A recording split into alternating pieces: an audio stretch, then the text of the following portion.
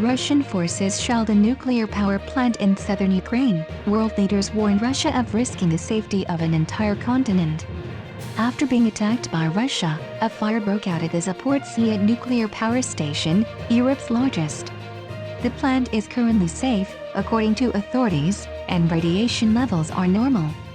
The reckless act, however, might directly undermine the safety of all of Europe, according to UK Prime Minister Boris Johnson. President Joe Biden of the United States has asked Moscow to suspend military activity near the location, while Canadian Prime Minister Justin Trudeau has warned that Russia's horrific strikes must end immediately. President Zelensky of Ukraine received a phone call from all three leaders. Meanwhile, Mr. Zelensky accused Russia of using nuclear fear and attempting to duplicate the Chernobyl disaster of 1986.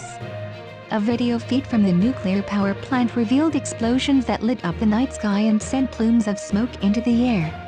The fire, which has since been doused, started in a training building outside the plant's fence, and just one of the plant's 6 reactors was functioning, according to workers. The International Atomic Energy Agency, IAEA, the UN's nuclear watchdog, said the incident had not impacted the plant's critical equipment and that radiation levels had not increased. But the IAEA said it was in full 24/7 response mode due to the serious situation at the power station. Ukrainian emergency services said initially they were blocked from getting to the scene of the blaze, prompting President Biden to publicly call on Russia to allow firefighters into the site. Boris Johnson said he would seek an emergency meeting of the UN Security Council on Friday over the attack. Experts said attacking a nuclear plant was unprecedented, and the situation was still very dangerous.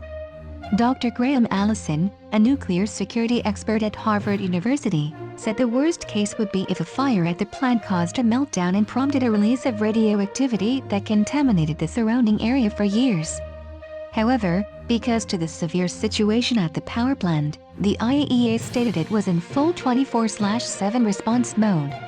Ukraine's emergency services stated they were first denied access to the fire scene, forcing President Biden to publicly call on Russia to grant firemen access.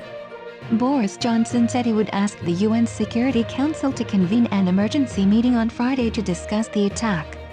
According to experts, bombing a nuclear power station was unprecedented, and the situation remained extremely risky.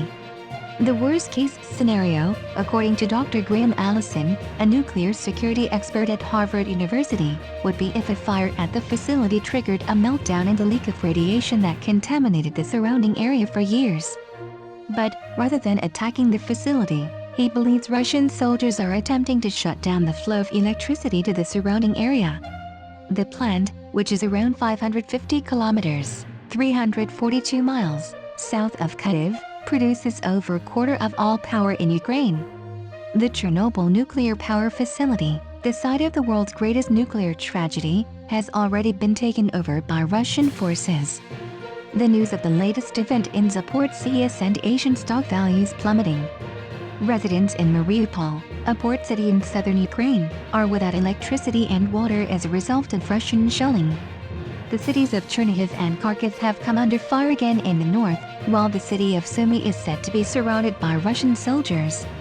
Russia and Ukraine agreed to establish humanitarian corridors to evacuate residents from combat zones during a second round of peace negotiations. Since the invasion began last week, almost 1 million people have fled Ukraine.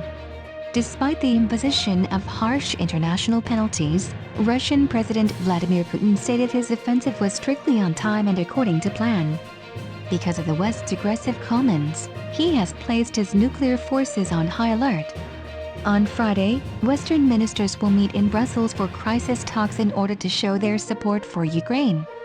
Allies are preparing to tighten the vice around Putin's war machine by attacking the Russian economy with additional sanctions, according to UK Foreign Secretary Liz Truss.